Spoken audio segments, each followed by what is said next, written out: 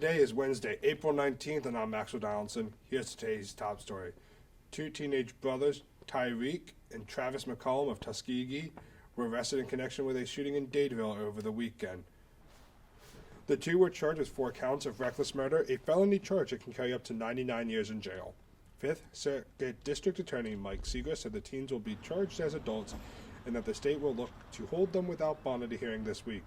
They are also exploring adding more charges. The shooting occurred on Saturday night during a local Sweet 16 birthday party at the Old Bank of Dadeville. The 4 fatalities include Felstavius Dadwell, the brother of the birthday girl and a recent Jacksonville State football commit. Enforcement officials did not say if any other suspects were being sought and that 4 people remain in critical condition. On to economics, the U.S. is once again reaching its debt ceiling and a stalemate still exists within Congress. The House Speaker, Kevin McCarthy, promised that the country would not default on its debt, and the House would soon vote on a measure to raise the debt ceiling. McCarthy promised not to touch Medicare or Social Security, but plans to cut spending along with raising the debt ceiling.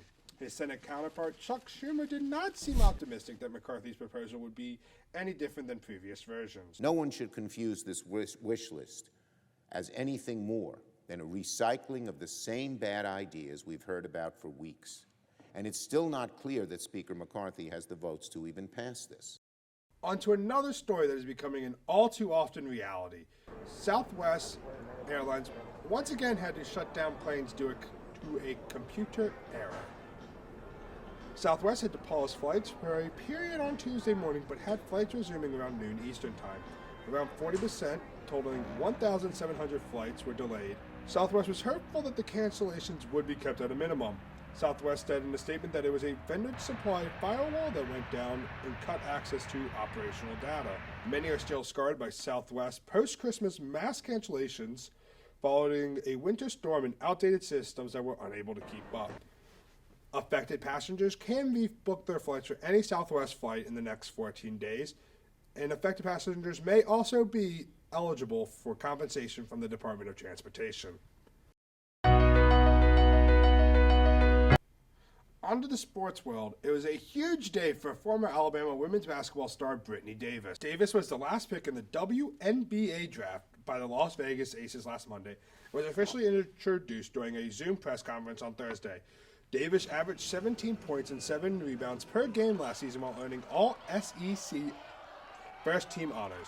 It continues a recent run of success for the Alabama Crimson Tide, with 3 players being picked in the last 3 years.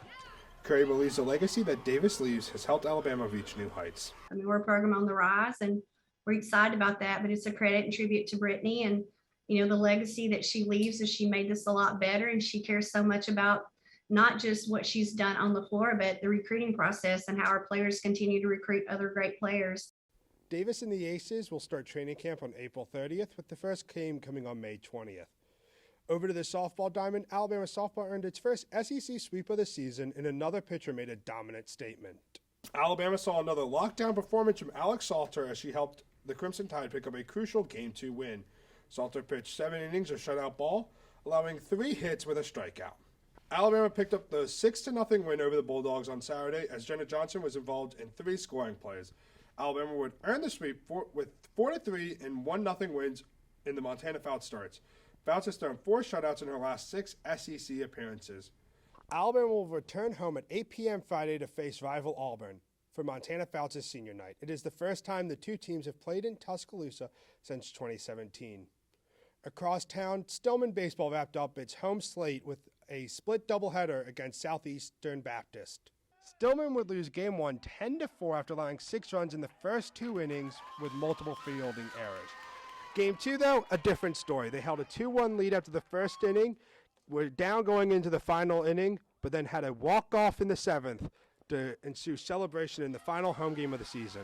For Coach Terrence Whittle, the walk-off was a perfect way to cap an up-and-down season at home. We kind of played with our lineup and tossed it around a bunch of times this year.